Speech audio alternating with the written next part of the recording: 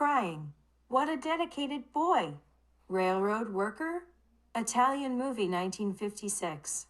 It's a movie that will make you cry with its melancholy soundtrack and the boy Sandro's single-minded love for his family. A masterpiece by Italian socialist director Pietro Gelmi, it won the International Catholic Secretariat Award at the 1956 Cannes Film Festival and won first place in Japan's Kinema Junpo Top 10 Readers category. This is a masterpiece among masterpieces that was released in 543 movie theaters in Japan and became a huge hit. I'm sure those who have already seen it had the same feeling, but the melancholy music soundtrack that plays from the beginning and the boy Sandro's single-minded love for his family are indescribable and unforgettable. This movie was made 11 years after the war, and compared to Japan, the buildings were mainly made of concrete and seemed sturdy, and I felt that it was a spacious place for a family of 5 to live in at the time. In Japan around 1965, many housing complexes were built mainly in urban areas, and this movie also depicts people living in housing complexes, called apartments in the West. 3 5-story buildings with stairs. The story depicts the joys, angers, and sorrows of a family of 5. Andrea, a train driver with a stubborn personality. Sandra, a boy in 3rd or 4th grades of elementary school. Her older brother Marcello, who is an adult and unemployed. Her daughter Giulia, who is also an adult. And her mother Sarah. This is a story depicting this movie mainly depicts the family from the perspective of the boy Sandro. So there are lines, monologues, that express his feelings and thoughts without dialogue with Sandro's partner, and dialogues with his family, the melancholy words in the conversation, and the lovely voices come out in abundance. I was moved by the wonderful sight of such a small boy changing into an adult's position and acting so disrespectful. From my point of view, the way Sandro used his arms to push his way through the crowd, the way he lived his independent life by obediently asking questions and giving opinions to his parents and adults, is full of sadness. And I think it's full of sadness for Sandro of that era.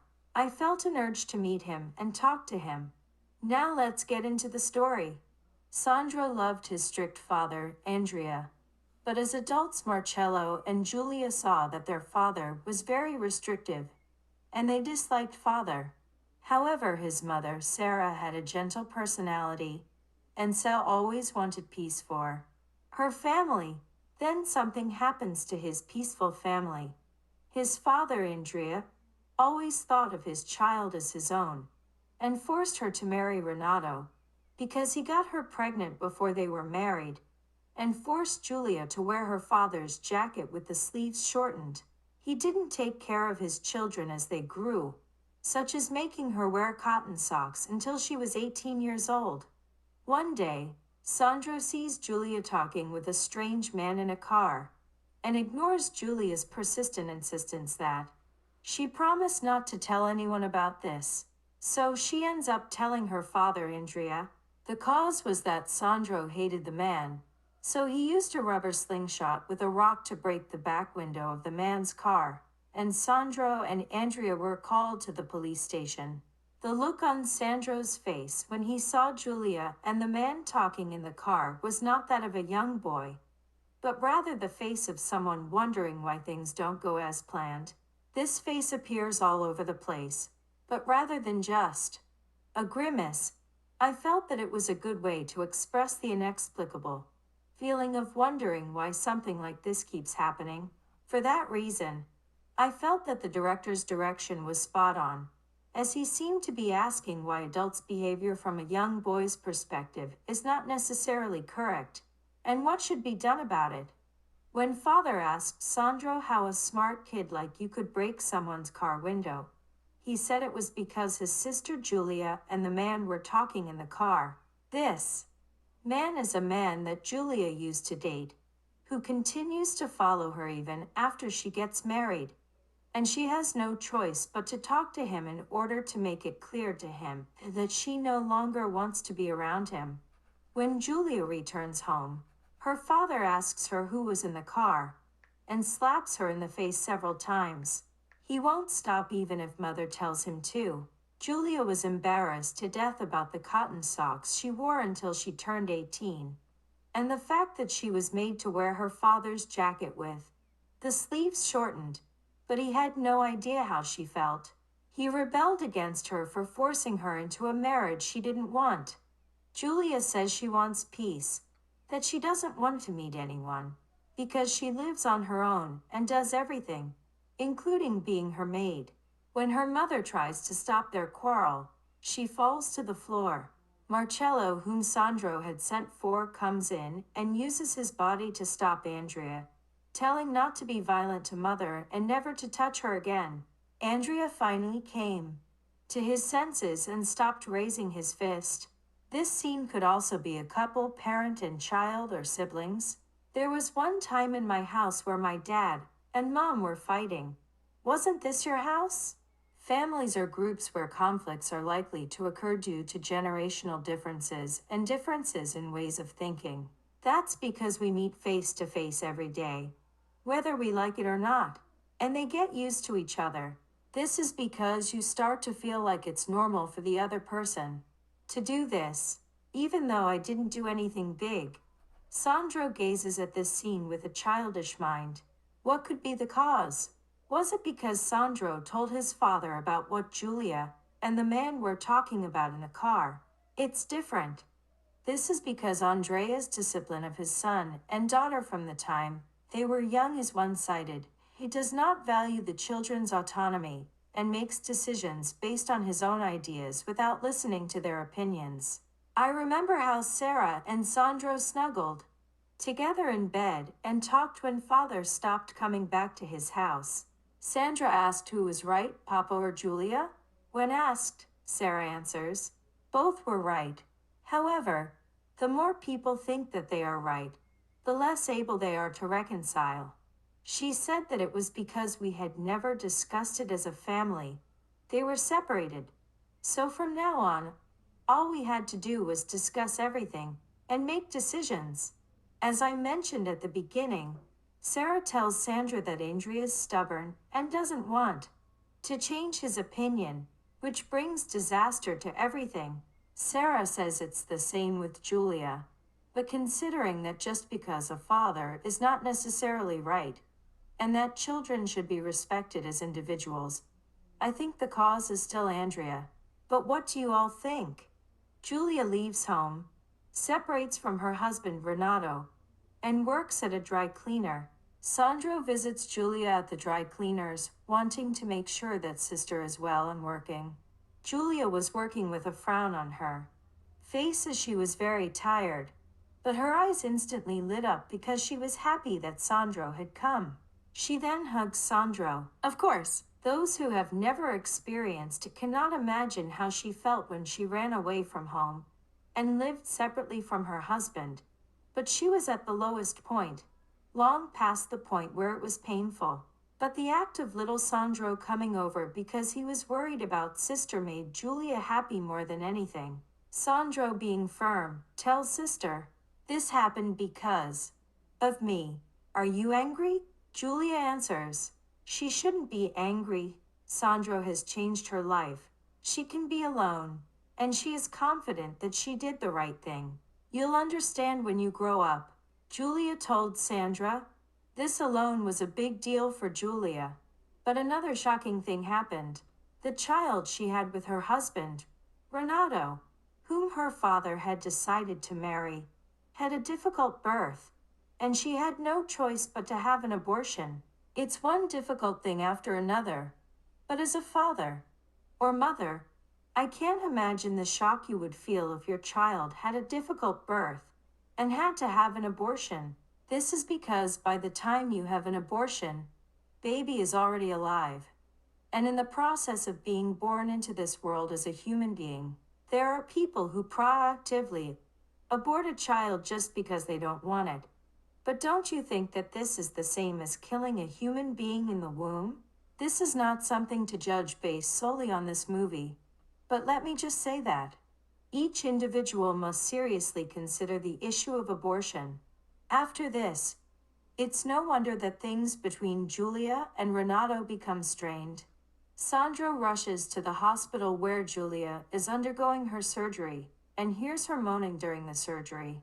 In her childish mind, Sandra strongly feels why humans have to suffer so much, and once again experiences that there are problems that are difficult to solve entirely with the human mind alone. Now his father, Andrea, was driving a train with his best friend Gigi when they applied the brakes to hit a young man who had committed suicide by jumping into the train. It was a shock, and while Andrea was thinking about it, he was able to avoid a head-on collision because the train on the other side changed its route just before he collided head-on with a train coming from the other side. He is suspended from his job and becomes a drunkard. He is later allowed to drive a locomotive, but his income remains low. Best friends Gigi and Sandra go outside of the bars they have always frequented and search for bars where they think Andrea might be.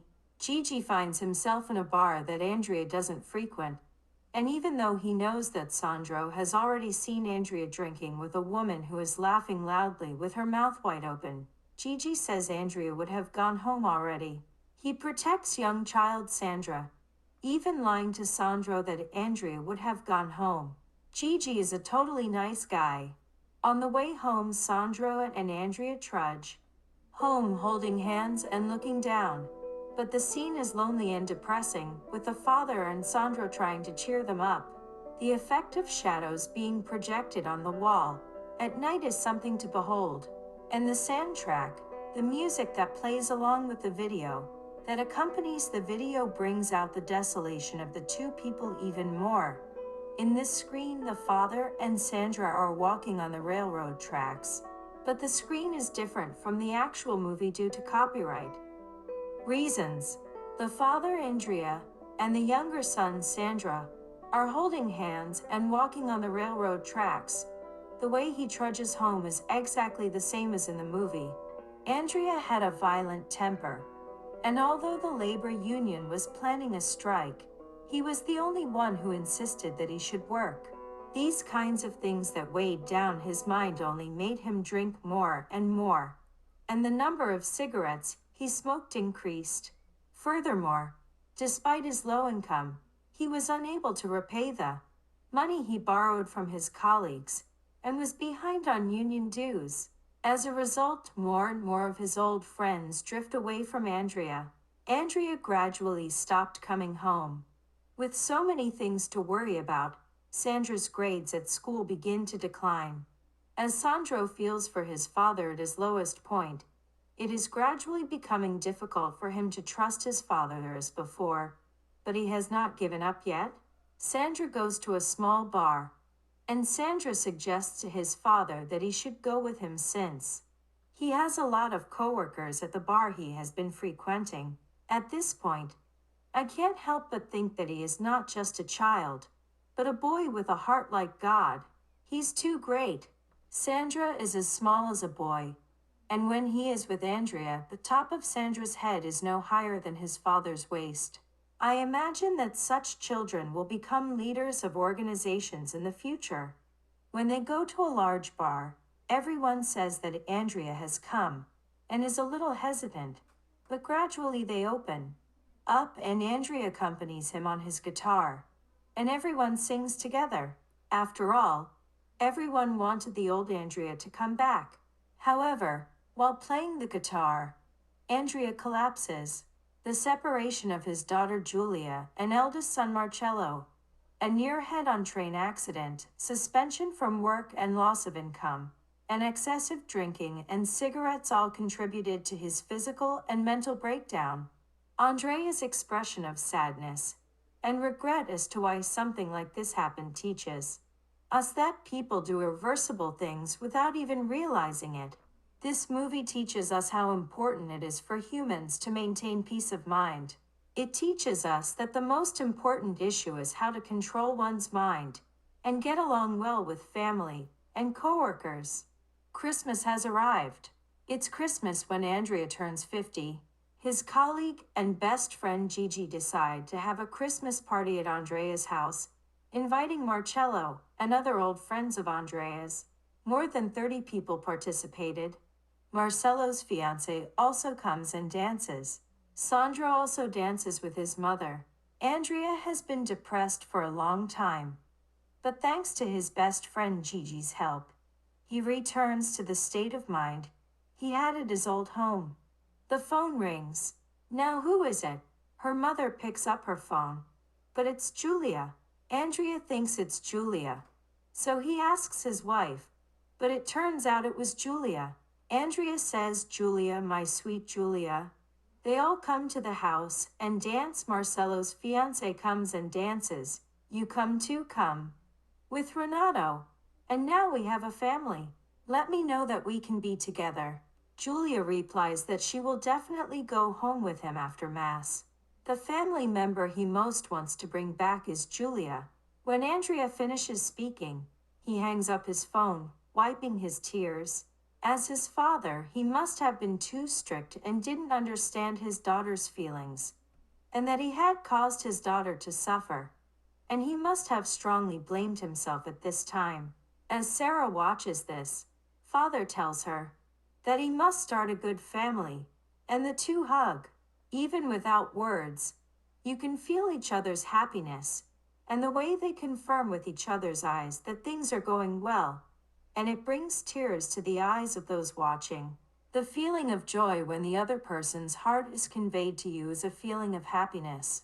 You can see 3 horizontal wrinkles on Sarah's forehead, and while these wrinkles tell of her hardships, also represent her feelings of relief, making it an indescribable moment. After everyone leaves, Andrea lies on the bed with his guitar in his arms and starts playing it, saying it's a serenade dedicated just to you. Sarah says she'll make some coffee, and she sits in the kitchen and talks to Andrea. Andrea tells Sarah not to say anything when Julia comes. "I understand," Sarah says. After a while, the guitar tone suddenly becomes inaudible. She asks, "Did you sleep?" She calls from the kitchen, but she thinks Andrea's asleep and is happily waiting for the water to boil for coffee. In fact, Andrea had passed away at that time.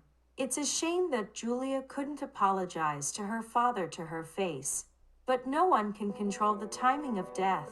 Therefore, it is important to always speak to people, especially family members, in a way that makes each other feel happy. Sandra said she missed her dad for the last time, but he seemed to have a kind face. When her older sister came and saw her father's face when he died, she had a smile on his face and said that she looked like he was asleep. Julia must have cried so hard that she could hardly breathe and apologized from the bottom of her heart to her father. Andrea, well, the heart of forgiving others is really important, because we too have been forgiven and kept alive. Marcello has become more active in his work, and Sandro has started attending school energetically. Julia will build a better family with Renato. Sarah was the one who saw her 2 sons going to work and school every day with a smile on their faces. Hey everyone, this was an introduction to a railroad worker whose thoughts were included in the synopsis, but I had tears in my eyes just writing this. Sandra's cruel and arrogant eyes and words are etched in my mind, and I can't get them out of my mind. Am I sensitive? I would like you to see this movie, and would like to introduce it to you. I'm sure you will be able to prepare yourselves for what you want to do from now on as part of the family.